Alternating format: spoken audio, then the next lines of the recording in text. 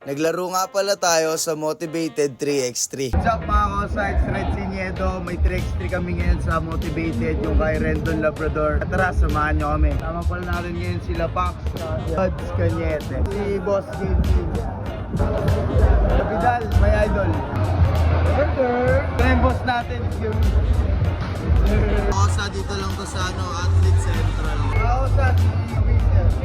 Master natin, master. Kaso kalaban natin. Magkalaban tayo. Kung sakta na, patirahin mo 3 points kahit isa lang. Good na kayo mag-game pagpasensya nyo na yung birthday. Medyo, ayan lang yung kinaya ng birthday. Birthday ba na? Tapos nandito na kami sa venue eh. Sobrang daming palaro dito kaya itatry natin.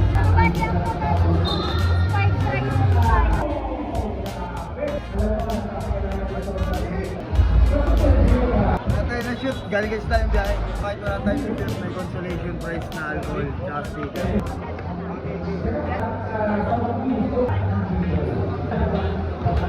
Okay, banat kayo Wish. Buds.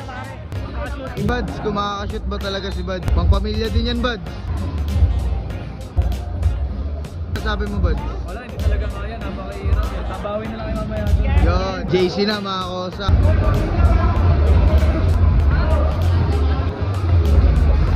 Alright, brother. Ako sa bibigyan tayo ni Boss Sam t-shirt. Ang libreng chiropractor, kaya magpapatulog tayo ng mga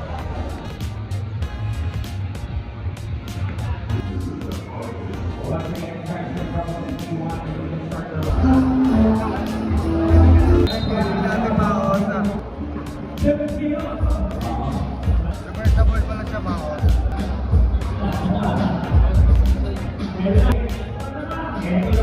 First game na namin dito mga Kosa, papakita ko lang sa inyo onting highlights.